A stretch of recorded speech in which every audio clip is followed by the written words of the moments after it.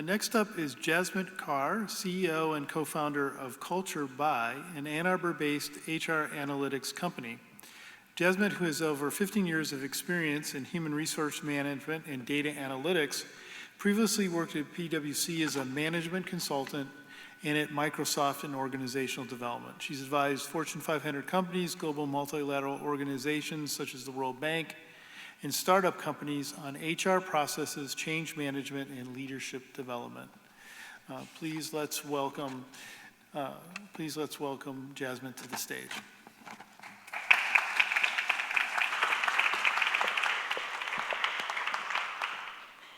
Hi everyone, my name is Jasmit Kaur, and today I'm going to talk to you about 3 myths of people analytics.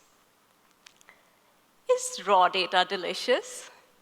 That's what my 6-year-old son recently asked me out of the blue. During the pandemic, he'd often sit next to me in my home office and hear me talk a lot about data because I'm the CEO of Culturebie, a people analytics company. At some point, anyone who's worked at any organization has heard the phrase, "Our employees are our greatest asset." But if so, why is it that so few of us feel truly valued at work? Well, sometimes it's because you have a bad boss. And let me tell you, after 15 years of experience in HR, my conclusion about that situation is that you should get out. But more often than not, your leaders want to be good managers.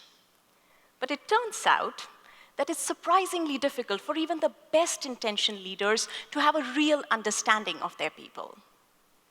The anthropologist Robin Dunbar says that there is a limit to the number of people we as humans can know well at any given time. And once organizations grow beyond Dunbar's number of 150 or so, leaders lose touch with their people. And that's where people analytics comes in. Organizations routinely collect large amounts of data, from employee surveys to exit interviews, from promotion statistics to email metadata. And like any other field, that data is potentially gold. With good people analytics, you can answer questions like, are employees engaged? Is hybrid work working for us? Are top performers appropriately recognized? Now, I must mention that my company is far from the only one doing people analytics. But there's people analytics and there is people analytics. Good people analytics is difficult to do well. And based on my previous work experience in the rest of this talk, I'll share 3 myths of people analytics that mislead even some experts. And by the way, often these lessons apply to data science in general. My first story is about the head of a 5,000-person business division at a large technology company. I'll call him Scott. So based on some light data analysis done by his HR team, Scott noticed that his division was the site of a lot of employee rotations. People were transferring into and out of his division all the time. And like others, Scott perceived that to be a good sign. People were getting varied experiences. So he was proactively promoting such movement. But when I first heard of it, it did not make any sense. A rising star engineer at another division had once told me that he would never consider moving into Scott's group. It just wasn't considered the best place for engineers. So I took a closer look at the data, and I discovered that people who were transferring out of Scott's division, on average, had high performance ratings. And those that were moving into his group came with lower ratings. So in essence, Scott was losing his top performers while picking up the bottom performers from the rest of the company. And with that new insight, his HR team put in place a minimum performance threshold. And Scott himself quietly stopped advocating for such movement. So just like Mark Twain once said, there's lies, damn lies, and statistics. Myth number 1 is that some data analysis is better than no data analysis. And that's wrong. Often, superficial data analysis is worse than no data analysis. It can sometimes result in the exact opposite conclusion you should come to, as it did for Scott. At another technology organization, the leaders would get together every year in January and have a big discussion about their 40,000 employees. They ask questions similar to the ones that I mentioned earlier. I was the HR lead for one of the VPs, and it was my job to collect and analyze the data and prepare for these discussions. Meanwhile, 30 of my peers were doing the same thing for their groups. We all had 1 to 2 analysts supporting us, and we had around a dozen or so central group of employees that just crunched numbers. The first year I had to do this, I had to track 30 data points each month. And I had to cross-check those with a scattered group of people, most of whom thought of me as a pest. I did that each month for 12 months.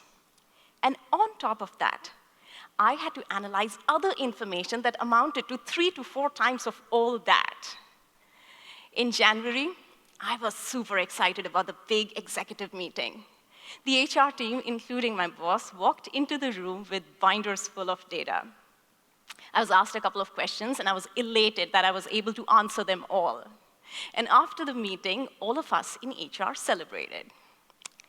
The week after that was my second year in that role. I started collecting 30 data points for that month. I did that each month for 12 months. And on top of that, I had to collect additional information that amounted to 3 to 4 times of all that. In January, we had the big executive meeting. The HR team walked in with binders full of data. I was asked a couple of questions. And after the meeting, all of us in HR celebrated. Then, the week after that was my third year in that role. I started collecting 30 data points for that month. And soon after that, I quit that role. Myth number 2 is that the world is overflowing with big data. But in reality, at least when it comes to an organization's people and culture, the data isn't flowing at all. It's buried in the crevices of random systems and intermixed with other data, sort of like metal ore. You have to excavate it and smelt it before it becomes usable. Even big tech companies do all that through brute force, by throwing an army of people at the problem. Meanwhile, smaller companies don't think they can afford the effort at all, which is unfortunate because today I'd estimate that 70 to 80% of the entire process that I just described could easily have been automated. And here's my last story. Tech companies, often young ones, especially the young ones, love to buck norms. And one that I worked for did that by allowing their employees to have very creative job titles like these: Sales Ninja, Innovation Sherpa, and my personal favorite, Chief Cat Herder. At one point, the organization wanted to better understand the work that the employees were doing, the products and the customers they were focused on. But with titles like these, it was really hard to do any analysis. So the leaders agreed that we should standardize the titles, and I was asked to manage the project. I knew going in that I was not going to win any popularity contests. Nobody likes to be told, you can't be a sales ninja anymore, you're now a corporate account executive. I have to say, I did not anticipate the strength of the outcry. People were really attached to their titles. But after a year of tiptoeing around a communication minefield and making all sorts of compromises, we were finally able to implement the standardized titles and make progress with the analytics. Now, data scientists often give the impression that the part of their jobs that involves coding, statistics, machine learning is the hard part. In fact, my CTO and I were super excited when we built a text analytics algorithm that handily beat a well-known company's product. But the idea that number crunching is the hard part of analytics is a myth. In reality, anything that you can do sitting in your office, coding at your laptop, is easy compared to the full contact sport you have to play to get good data or to convince people of its value. Employees everywhere should be able to lead meaningful and highly productive work lives. To leaders, I ask that if you truly believe that you are building a people-focused organization, then look to data to improve employee experience and culture, just like you would for any other aspect of your business. To my son, I would say that raw data is like raw food. It could be turned into something delicious. But whether it turns out delicious depends on its quality and, most importantly, a great team in the kitchen. Thank you very much.